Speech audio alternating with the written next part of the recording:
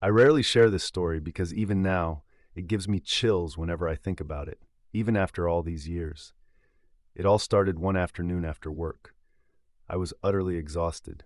You see, I was buried in a project that consumed all my time. Late nights and weekends became my norm, and there was no way I could stick to a regular 9 to 5 if I wanted to meet the deadline. So, I had no choice. That particular afternoon was the deadline. I presented the project to our CEO and directors, who were thoroughly impressed. Afterward, my boss called me into his office. "Great job. Everyone's impressed, and the company will earn big from this project. Expect a raise and a bonus in your next salary," he said, smiling. "Wow, I'm speechless," I said, stunned. He laughed and said, "No need to say anything. You earned it." "Thank you," I said, smiling, as I left his office. With the project finally over and my evenings free, I decided to return to the gym. It had been months since my last workout, and the extra pounds were becoming noticeable. Despite my exhaustion, I needed to shed the weight. I arrived at the gym and changed into my workout clothes, now uncomfortably tight. Embarrassing, I thought, but I knew I had to start somewhere. Luckily, the gym was nearly empty, with only a few people on the floor and a few staff around. I opted for some cardio and got on the treadmill, starting slow and gradually increasing the speed. My heart pounded, and then I felt a pain in my chest and struggled to breathe, and then everything went black. When I woke up, I was in the hospital. At that moment, I saw my brother jump up. "He's awake. He's awake," he said. "Where am I?" I asked groggily. "You're in the hospital, man. You had an accident at the gym. You passed out on the treadmill and practically flew off, hitting your head on the floor. The gym staff called an ambulance, and they brought you here to the ER. You had a weak pulse and were barely breathing, but they stabilized you, and now you're here," he explained. My head throbbed, and I felt dazed, like I'd been hit by a bus. "Oh," I muttered. "Oh, dude, you had me worried, man," my brother responded. Just then, a doctor who was nearby attending to another patient quickly came over. He observed me for a moment and then asked, "How are you feeling?" I looked at him through half-closed eyes and said, "My head hurts." "You had a nasty fall at the gym. Right now, all signs point to exhaustion. We'll keep you here for a few days to run some tests and observe you. Once you're in the clear, you can go home and rest." "Doctor's orders," the doctor told me. It took me a few moments to process it all. I looked at my brother and then glanced around. I was in a room with 5 other patients. There were 4 men, including myself. 2 of them looked like they were in their 50s, and the other man seemed young, probably around 20. The other 2 patients were women. One was very old, like my grandma, likely in her 80s, and the other was a middle-aged woman, maybe in her 40s. My brother then said, "I'm glad you're awake, man. You really had me worried." Our parents passed away a few years ago, which was hard on both of us. And with no other siblings, all my brother and I had was each other. Sure, we had extended family and cousins we were close to, but nothing compares to the bond you share with immediate family. "I'm glad you're here with me," I told my brother, smiling. He squeezed my hand. With all the medication in my system, I drifted back to sleep. When I awoke again, it was daylight. The morning sun shone through the hospital window, but from where my bed was placed, I couldn't see outside. I could even hear birds chirping. I still didn't know what hospital I was in, but I sensed it wasn't close to home. It felt like it was on the outskirts of town, near a wooded area. The only hospital out there was Oak Ridge Hospital. Now, this isn't the real name of the hospital. It's safer if no one knows the real name or its location. And if I was right, that hospital, Oak Ridge Hospital, had quite a reputation in my town, with rumors of strange things happening there. But then again, who knows if those rumors were true? People can really conjure up some weird ideas. I looked around the room, and my brother wasn't there. I figured he'd gone home and would be back later. I also noticed the middle-aged woman wasn't in her bed. It was made, ready for the next patient. I didn't think much of it, assuming she'd been discharged. The old lady and the men in their 50s were still asleep. Then I heard a whisper. The young man in the bed next to mine was calling me. Hey, they took her. Last night. I saw it," he said. "Who?" I asked, confused. "The nurses. The night nurses. They took her and she never came back," he told me. He continued, "You should call your brother. Tell him to make an excuse and get you out of here. This hospital isn't right." Before I could respond, we were interrupted by a nurse. "You, young man, you have blood tests scheduled for this morning," she said, helping him into a wheelchair. She then turned to me and said, "And you're scheduled for a head scan. A nurse will collect you soon." She wheeled him away, and he looked back at me, his face filled with fear. Something felt off about this place, about the way she spoke. To be honest, hospitals always gave me the creeps.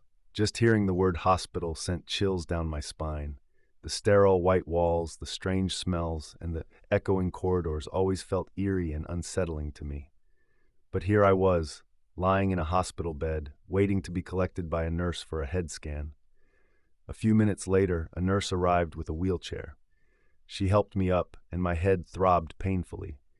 She got me into the wheelchair and wheeled me off for my scans, and I dozed off again. The scans were done, and I was returned to my hospital room. That's when I noticed the young man was back, but he looked pale and unconscious. The other patients were still asleep. Odd, I thought to myself before drifting off again. When I awoke again, it was night, and the room was dark. The only light came from the hallway outside. I was really hungry. I couldn't remember the last time I ate. The other patients were still asleep. That was starting to feel very strange. Why are these people always asleep? I began to wonder. The hospital felt completely different, and it was silent, too silent, only broken by the distant sounds of medical equipment and occasional footsteps echoing in the hallway. And that's when I first saw them. The night nurses, they were in the hallway, heading toward the room I was in. They were unusually tall, about 7 feet tall. They all wore long, whitish-gray gowns. Their faces were hidden by veils, and they moved with an uncanny grace, almost as if they were floating. They seemed to whisper inaudible whispers. This scared me, and the hunger I felt just moments ago vanished. Before they could enter the room, I pulled the sheets over my head, leaving just enough space to peek out. When they entered the room, it felt heavy and strange. I can't quite put into words how it felt. I just lay still in my bed, watching from under the sheets. The strange nurses went straight to the young man's bed and surrounded it. One nurse bent down and whispered something into his ear, and he suddenly woke up. He got off the bed and followed the nurses out of the room and into the hallway. My mind started racing. Who were those nurses? Or rather, what were those nurses? I knew they weren't human, but what exactly were they? Too terrified to move, I stayed still in my bed until I finally fell asleep. I awoke the next day. The room was dark, but not the kind of dark that comes from night, more like the dark before a storm. It was cloudy outside, with dark rain clouds in the sky. A possibility of rain this evening, my brother said. Evening? I asked, confused. You were out cold for so long. The doctor has the results of your head scan and wants to see us both, my brother said. Dude, what hospital am I in? I asked. Oak Ridge, my brother replied. Something ain't right here, man, I told him. He looked at me and laughed. Why? You seen a ghost or something? Yes, I retorted. My brother looked at me like I was crazy. Last night. Before I could continue, a nurse interrupted us. Good, you're awake. The doctor will see you in a few minutes, she said, then walked off to check on the other patients. That's when I noticed the young man's bed, empty, and made up, ready for the next patient. I also noticed the old lady was gone. Her bed also made up and ready for the next patient. You see, I told my brother, pointing to the empty beds. Those 2 men have been asleep since I've been here, I said, gesturing to them. Maybe you've just been asleep when they were awake, my brother replied. I couldn't argue with that. He did have a point. But, last night, I tried to tell my brother but was interrupted by the doctor. My brother gave me that look again, like I was crazy, and then greeted the doctor. The doctor said, Good news, your scan came back clear. There's no damage, and that's great. A fall like that can seriously injure someone, but you were very lucky, young man. My brother and I exchanged smiles. Great. Thanks, doctor, my brother said, shaking the doctor's hand. See, told you, you've got a rock for a skull, he joked. The doctor laughed as well. Does that mean I can go home now? Like right now? Can I leave with my brother? I eagerly asked. Not just yet. We need you to stay one more night for observation, and you can go home tomorrow, the doctor replied. I sighed. The doctor smiled at me and left the room. "It's just one more night, man," my brother assured me. "But you don't understand," I told him. A nurse then entered and told my brother that visiting hours were over and he had to leave. "I'll see you tomorrow, bro," he said before being escorted out by the nurse. Maybe I just dreamt it all, I thought. A few minutes later, dinner was brought to me, but not to the other two patients still in the room. Finally, something to eat. After dinner, I suddenly felt sleepy and dozed off. When I awoke, it was dark, probably around midnight, and once again, the only light was from the hallway. It was dim, very dim, unusually dim. The other two patients in the room were asleep, as they had been since I woke up here. And then I heard it, the inaudible whispers, and then I saw them, coming toward the room. I once again pulled the covers over my head, leaving just a small gap to peek through. The strange nurses entered, surrounding the beds of the other two patients, whispering to them. The two men awoke, and in a trance-like state, followed the nurses out. I wasn't dreaming after all. But where were these nurses taking these people? I wondered, then made a decision that would leave me scarred for life. I got out of bed and followed the nurses and the two men. I stayed a few meters behind, hiding in the shadows and behind whatever I could find. They finally went outside the hospital and into the wooded area. I still followed, bare feet and all, trying not to make any sounds to alert them I was there too. They eventually reached a swampy area, and when I saw what was there, I understood what happened to the other patients from my hospital room. In the swamp were the bodies of the other patients. But they weren't just lying in the swamp. They were shoved headfirst into the soft mud, with only their legs sticking out and upwards. My eyes widened, and I almost screamed, but put both hands over my mouth. Tears began rolling down my cheeks. Before I knew it, those things grabbed the two men and shoved them into the mud. Headfirst. There was no way I was spending another night in this godforsaken place. I crept away slowly, and when those things were out of sight, I began to run. I don't know how long I ran until I realized how exhausted I was.